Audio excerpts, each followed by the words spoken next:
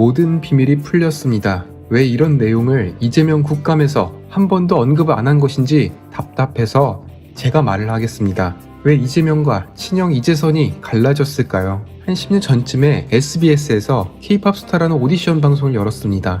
당시에 슈퍼스타 K가 오디션의 대명사로 불렸지만 SBS라는 지상파에서 그것도 JYP, SM과 같은 대형 기획사가 참여하면서 오히려 가수가 되고 싶은 이들은 이쪽으로 몰렸습니다. 그 중에서 백아연은 대표적인 K-POP 스타 출신 가수입니다. 백아연 씨는 과거 수차례 기획사 오디션을 보고 낙방을 했습니다. 그런데 K-POP 스타에 출연을 하여 압도적인 국민 투표율을 보이며 최종적으로 3등까지 올랐습니다. 어떻게 항상 오디션에 떨어지던 백아연은 3등까지 올랐을까요? 그녀는 갑자기 이재명 경기도지사의 이름과 함께 거론이 됩니다. 이재명 당시 성남시장의 SNS 계정을 통해서 성남의 딸 백아연을 응원해달라 수차례 홍보를 합니다. 특히 성남시 곳곳에 백아연을 뽑아달라는 현수막을 걸고 성남시 소유의 주민센터 등 공익을 위한 기관들이 백아연 사설단체로 전락하며 많은 비판을 받습니다. 기사의 댓글에는 성남시 공무원들에게 백아연 투표를 강제했다는 말도 있습니다. 알고 봤더니 백아연의 아버지 백종선은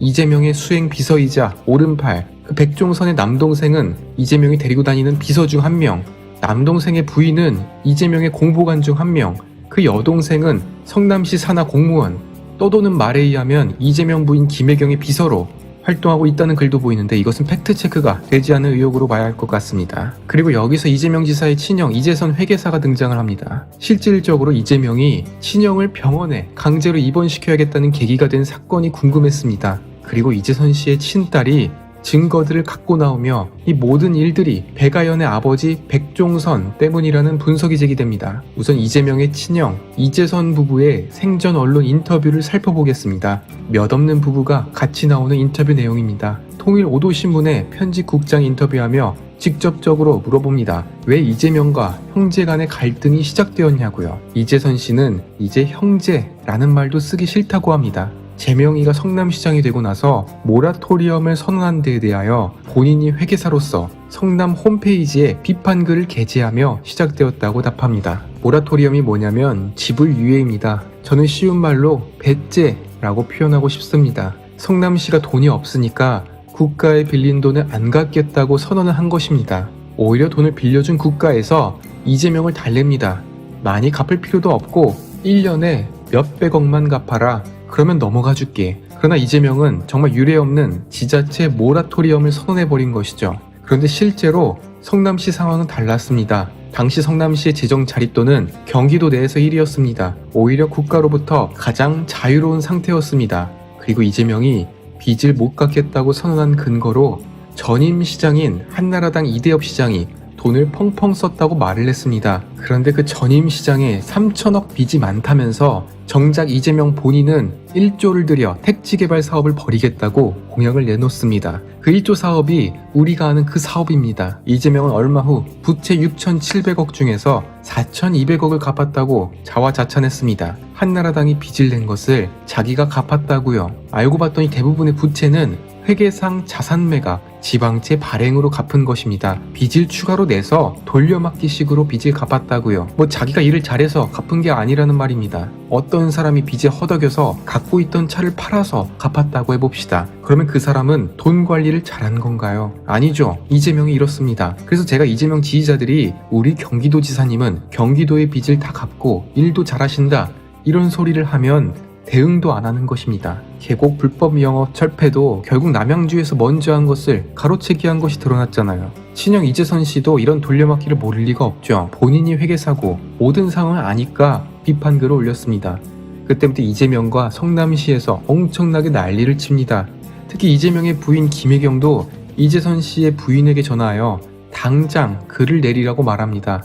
이재선 부부는 강요에 못 이겨 글을 내리게 되죠. 이렇게 시작된 갈등이 터지게 된 사건이 등장합니다. 형제 간의 갈등이 아니라 당장 제거해야 될 계기로 커지게 된 것입니다. 앞서 말씀드린 백아연 아버지 백종선 때문입니다. 백아연을 우승시키기 위해 이재명은 성남시 전체를 활용하여 홍보를 합니다. 보다 못한 이재선 씨가 이재명에게 전화를 걸죠. 그런데 이재명은 회의에 들어갔는지 수행비서인 백종선이 받습니다.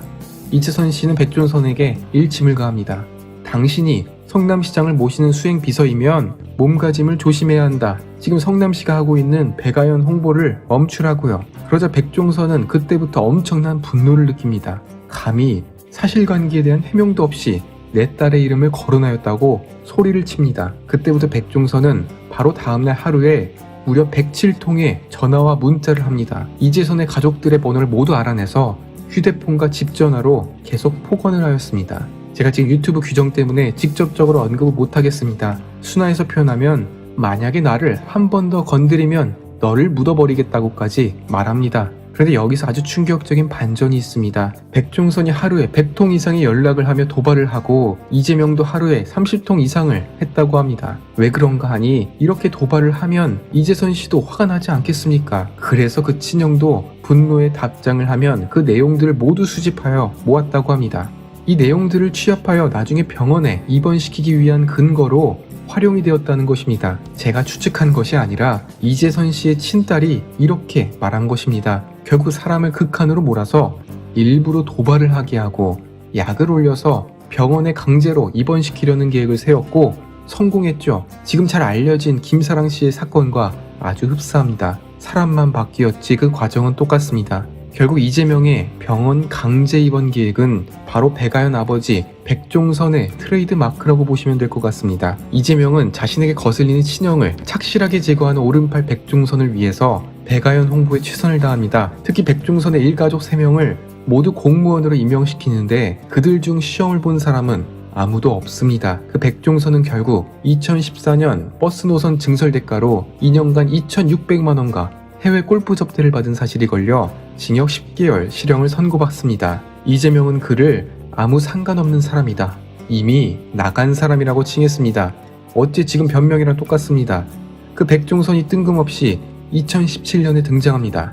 바로 이재선 씨가 결국 세상을 뜨자 그 장례식장에 정찰병으로 왔다는 겁니다. 이게 말이 되나요? 병원에 입원시키게 만든 그 사람을 이재명은 정찰 보내는 역할로 시켜서 장례식장에 찾아왔다고 합니다. 그리고 문상객인 것처럼 왔다고요. 이재선 씨의 딸이 그날의 상황을 기억하며 아주 기가 막혀 합니다. 와서는 사과하고 싶었답니다. 결국 이재선의 부인은 이재명을 고소 취하합니다. 그런데 이재명은 이재명의 부인을 고소해버렸습니다. 그리하여 고소 취하를 안 한 이재명의 뒤통수로 인해서 이재선 일가족은 검찰 조사를 끊임없이 받고 있습니다. 이재선 씨와 부인의 생전 인터뷰에서 부인 박인봉 여사는 본인의 가치관을 이렇게 설명합니다. 저는 이재선 씨와 결혼하며 약속, 정직, 성실, 최선이라는 가훈을 만들어 자녀를 키우며 살아왔다. 남편 이재선은 세무사 사무소를 열어서 성실하게 일을 했다. 특히 어려운 가정 환경에서 공부를 했기에 소외된 이웃들을 누구보다 도우며 살아왔다고요. 특히 이재선 씨는 자신의 회계사 지식을 통해서 이웃들의 불공정한 사항을 널리 알리고 시청의 예산과 관련한 비판의 글을 쓰며 세상을 똑바로 가게 하고자 했다 말합니다. 그런데 성남시 홈페이지에 비판글을 올리자 이재명은 갑자기 환자라고 낙인을 찍으며 여러 일들을 의도적으로 맞추듯 계획하여 의뢰서를 작성하였습니다. 그리고 결국에는 병원에 강제로 입원시키려고 했습니다. 특히 동서인 김혜경과 만나서는 이제 비판은 안 할 테니 각자 잘 지내자고 했지만 이재명은 이를 부풀리며 친형 부분의 가족을 끊임없이 괴롭혔다고 고백합니다. 부인 박인봉 여사는 이재명이 지금까지 단 한 번의 진정한 사과나 예의를 갖추지 않았다고 말합니다. 그리고 이러한 한 문장을 남깁니다. 전부 법의 처벌을 받게 할 겁니다.